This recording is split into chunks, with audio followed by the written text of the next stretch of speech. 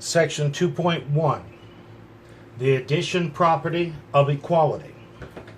Here at the beginning of the section, just under the section title, page 104, the book reiterates a definition that we have from chapter 1, saying, an equation is a statement asserting that two algebraic expressions are equal. In other words, it has an equal sign in it. The equations we're going to look at in this section will be limited to what's called linear equations. Here just above the center of this same page, in a brown box, we define a linear equation in one variable.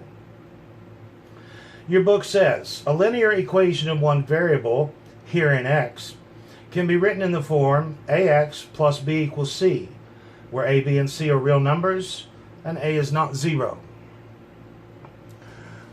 All that is telling me is that my equation will have a variable in it, and that variable will be raised only to the first power.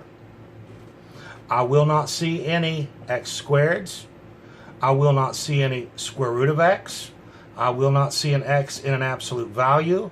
I will not see an x in a denominator, and so on.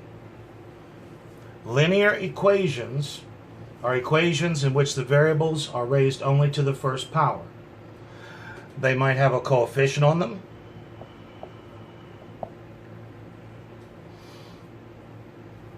But it's just a plain x. No power other than 1 on that x. You've solved these equations since the first grade. You remember these guys? Empty box plus 3 equals 5. You've solved these equations by filling in the empty box. Right under our brown box, here again on page 104, we are reminded that a solution of an equation is a number that satisfies that equation. It's a number that when plugged in makes the original equation true. Obviously our solution here would be 2. In algebra, we'll write this with a variable instead of an empty box. That's a linear equation in one variable. And this section we're going to start looking at the mechanics, the algebraic mechanics of solving an equation. Now let's think about this for a minute. If I have two things that are equal, put them on scales, maybe they're equal in weight, and they balance.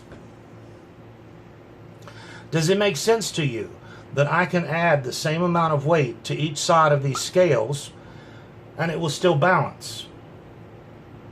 I won't have the same original weights, but the scales will still balance. In other words, the equality will still be true.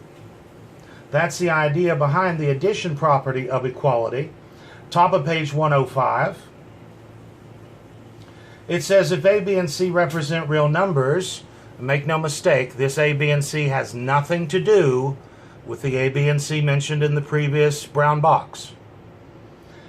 If a, b, and c represent real numbers, then the equations a equals b and a plus c equals b plus c are equivalent. Equivalent meaning that the two equations will have the same solution. Let's go back to our first grade equation.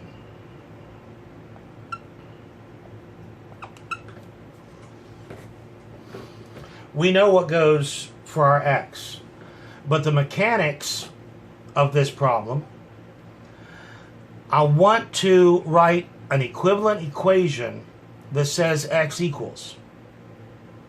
And at the moment, I know from the top of page 105, what that brown box tells me is I can add the same amount to both sides and still have an equivalent equation. So in this problem, if I were to, and again the goal is to get x by itself, if I were to add a -3 to each side,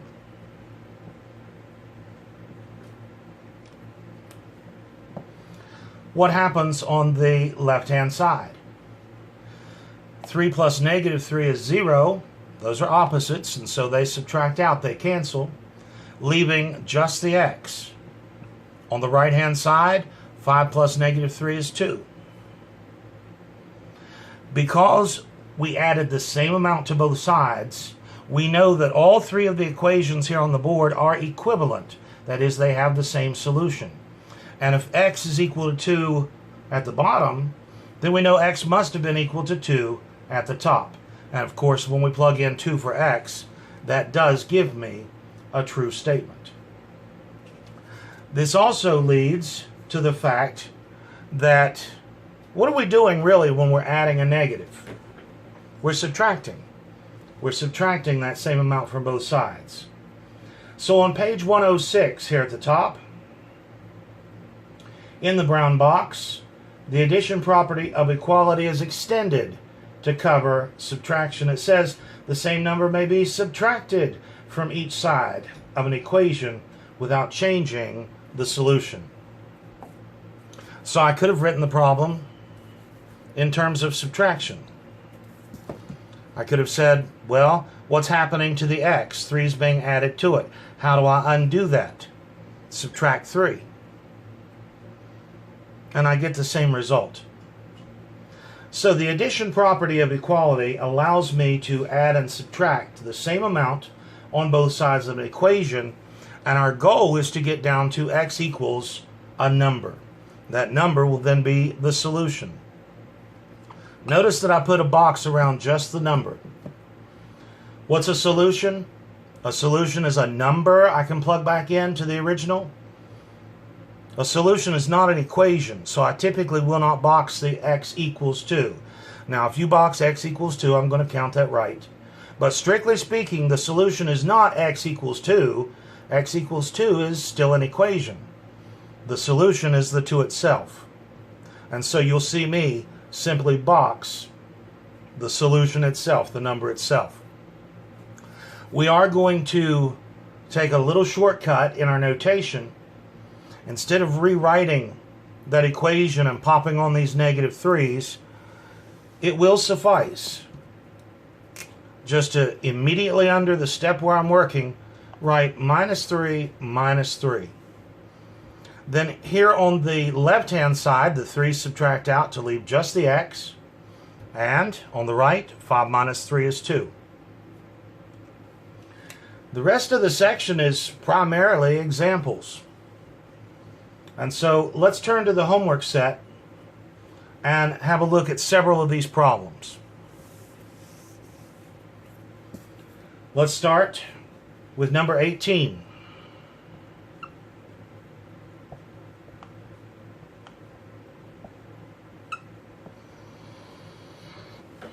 In number 18, what prevents the x from being alone? It has a 47 being added to it. How do we undo that? How do we dig that x out from under the stuff around it here on the left-hand side? We'll subtract 47 from both sides. What I do to one side, I must also do to the other. I must keep balance so that my equations are equivalent, and the solution at the bottom is the solution to the original equation. On the left-hand side, the 47 subtract out to leave just that x. And on the right, 26 minus 47, 47 minus 26 would be 21, and this will be a negative 21. And as always, I can plug this back in for x in the original equation to make sure I get a true statement. That's how I check these problems. When you look these up in the back of the book, the textbook author is going to write them as solution sets. If you want to do that, that's fine. A set is a list of numbers, in this case, a single number, enclosed in curly braces. That's fine. I'm not going to get too excited about writing these as sets. I think it is sufficient for now just to find that number. But when you look these up in the back, she will have them in terms of solution sets. So don't let that throw you. Let's have a look at number 22.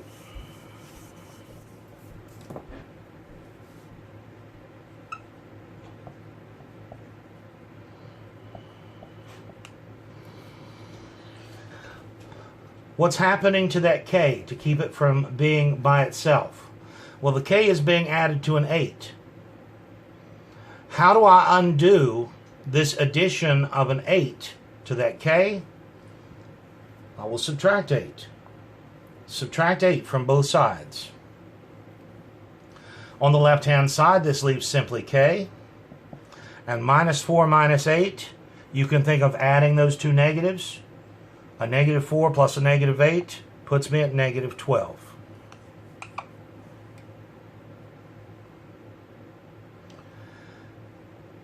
Now, how about number 28?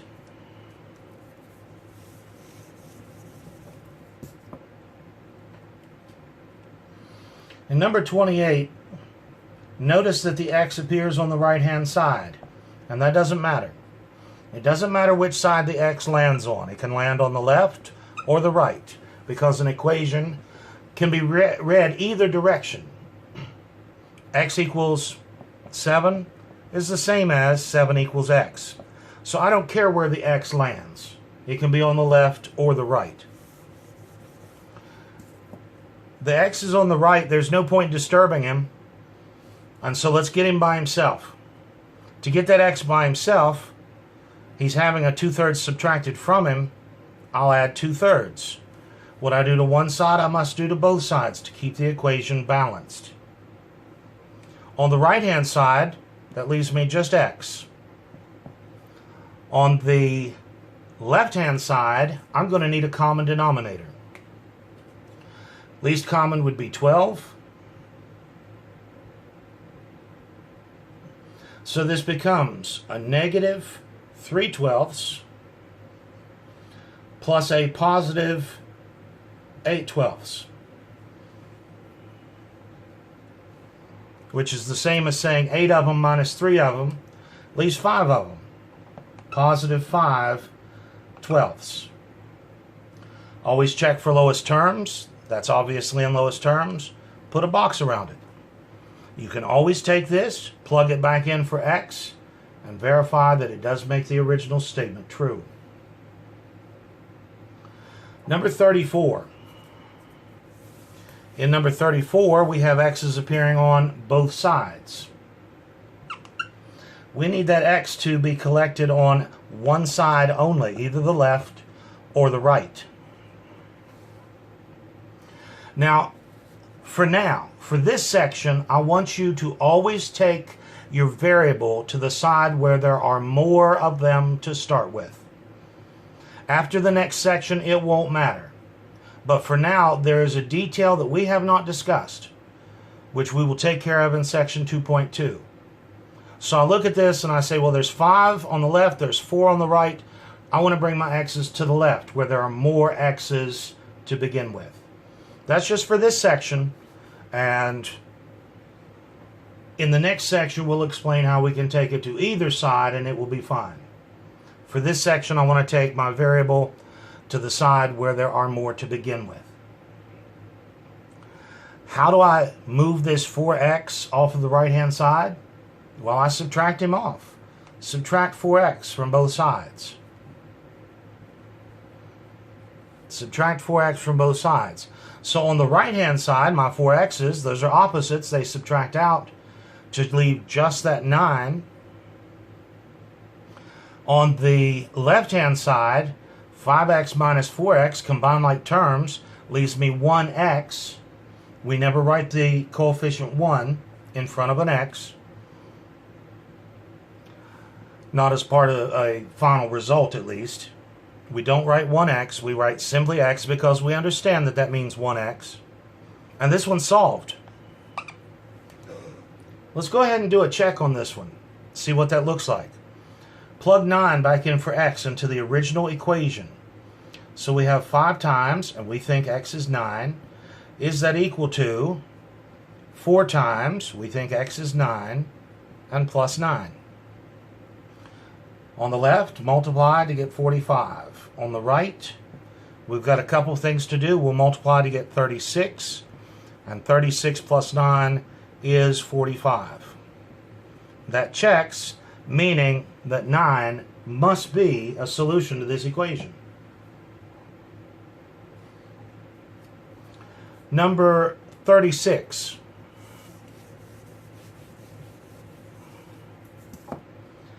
In number 36, our variable t appears on both sides. First thing I want to do is collect my t's on one side. We'll collect our t's on the left because there are more of them there to begin with, and that's what we're doing for this section. We'll collect our t's on the left by destroying them on the right.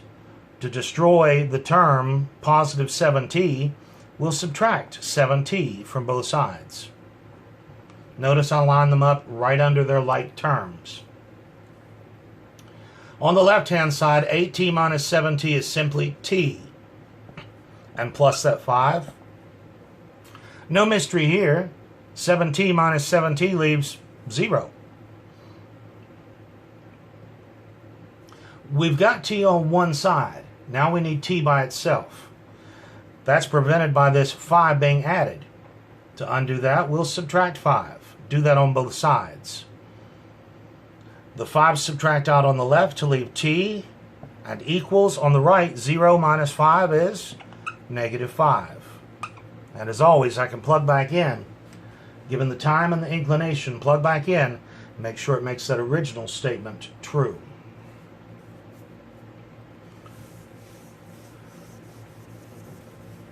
Number 44. And as we look at number 44, I want you to recognize that this problem is mechanically the same as the one we just worked. We have our x appearing on both sides of the equation. Positive 1/5, negative 4/5, the coefficients. So there are more x's on the left. Our bigger coefficient is on the left. So I want to take my x's to the left, at least for this section. And then we'll need to do something about that 7. To destroy the x's on the right-hand side and collect my x's on the left, let's add 4/5 x. What we do to one side, we must do to both sides. So on the right-hand side, those subtract out to leave 0. On the left-hand side, do you see what's about to happen? 1/5 plus 4/5 is 5/5. I probably wouldn't write that down. That's just what's going through my head. 1 of them plus 4 of them is 5 of them. 5/5 x, which is just what? A single x, 1x. We don't write the 1. And then to finish this off, subtract 7 from both sides. To find, x is negative 7.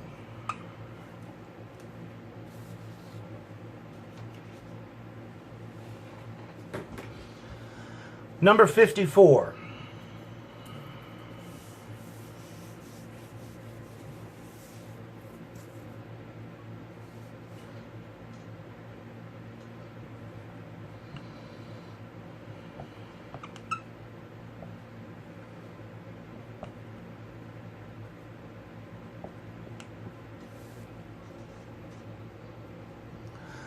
We have x's on both sides.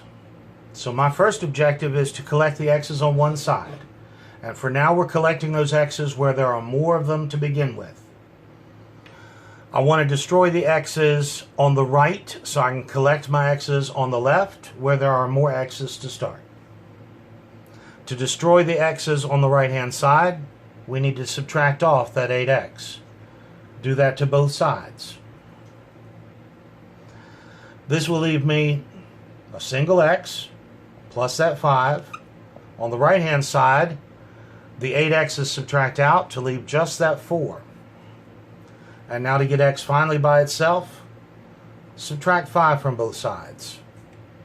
Because on the left hand side those 5 subtract out, leaving just the x. That's our goal, is to get a statement that says x equals a number, and 4 minus 5 is negative 1. That one's not too tough to check in your head. Plugging negative 1 back in for x.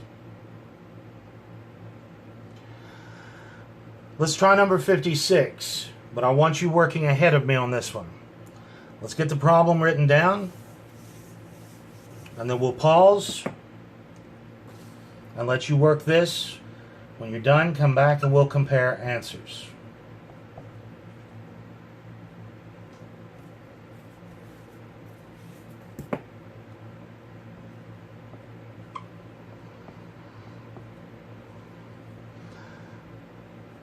So go ahead and pause the video, work that out. When you have a solution, come back. We'll see how you did.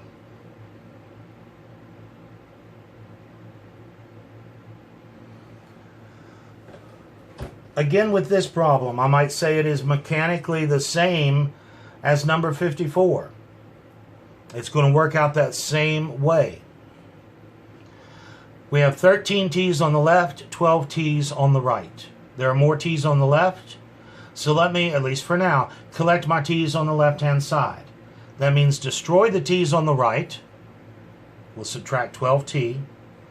And what I do to the right, I must also do to the left to keep this equation balanced, to keep this series of equations equivalent, so when my equation arrives at the bottom and it says x equals a number, or in this case t equals a number, that number will be the solution to the original equation.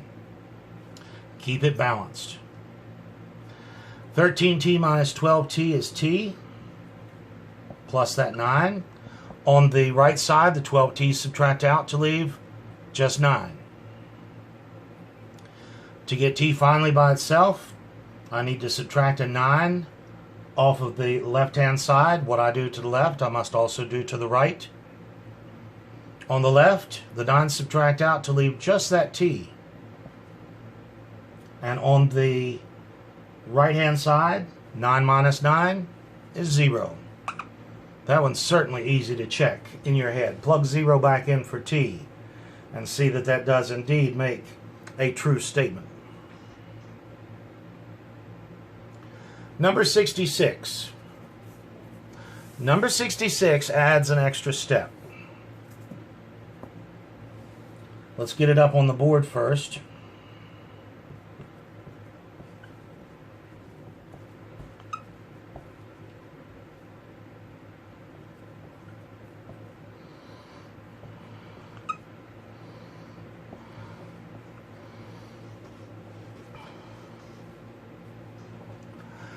In number 66, the first thing we need to do is simplify both sides. Up to this point, our expressions on the left and on the right have already been simplified.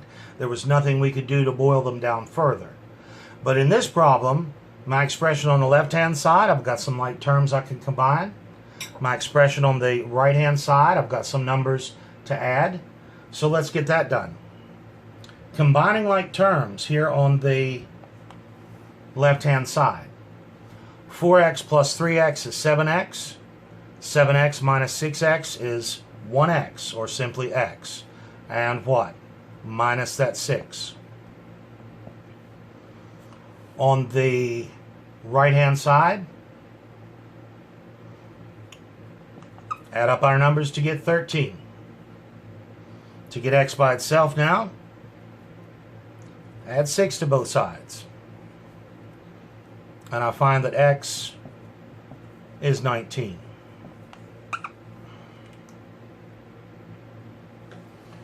When you get to a problem like number 71 in your homework, I'm going to say that this is the same kind of problem we just worked. It's just got fractions in it. So I'm going to leave that one to you. Number 69, it's just decimals. The mechanics of the problem are the same. And of course, we can take homework questions on those when we're ready. Let's have a go at number 80.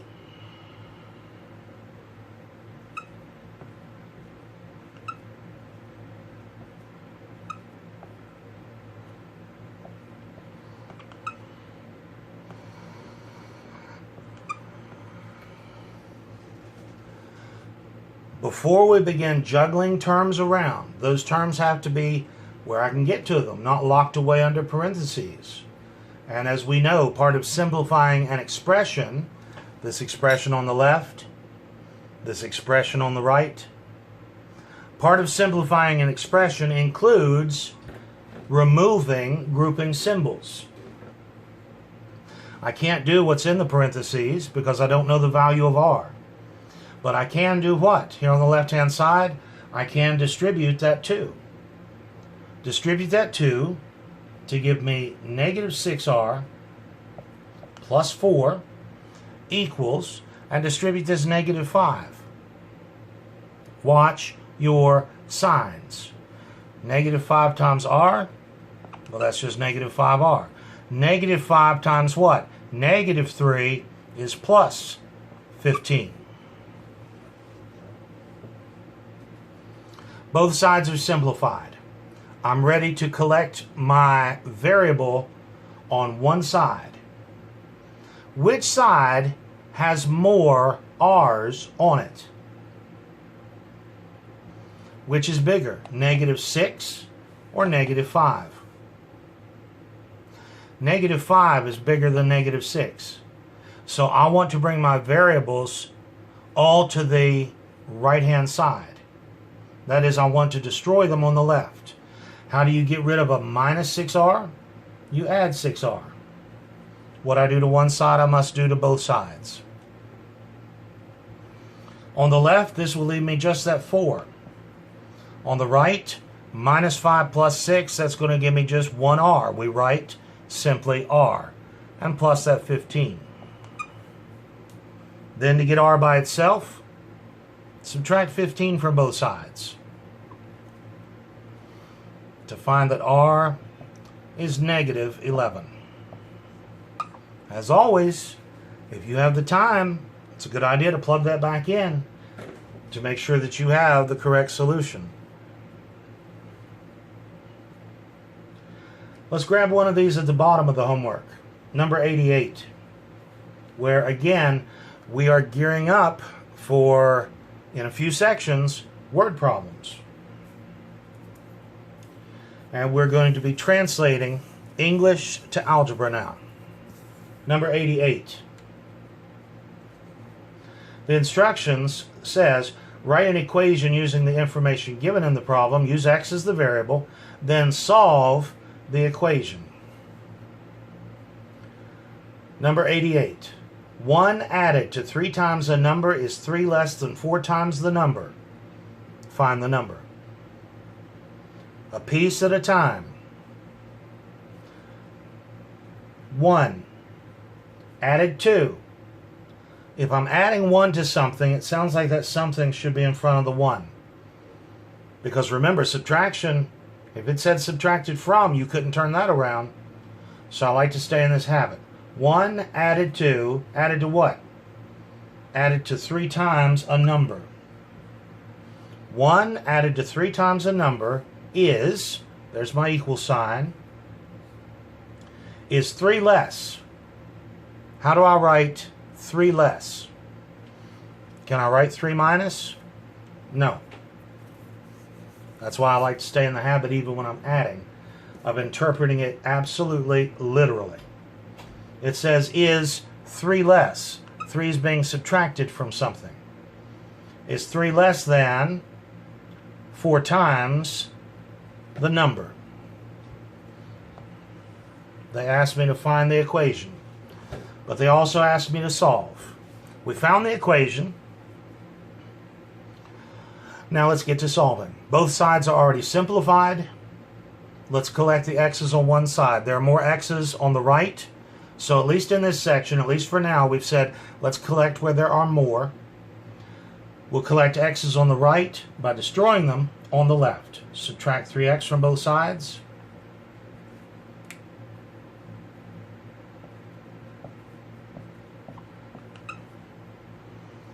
And to get x finally by itself, add a 3 to both sides to find that x is 4.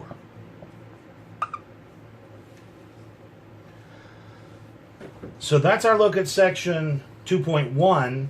In 2.2, we'll look at the multiplication property of equality. Then 2.3, we'll put it all together. And then everyone's favorite, section 2.4, we will begin looking at word problems. So I'll let you get to the homework now on section 2.1.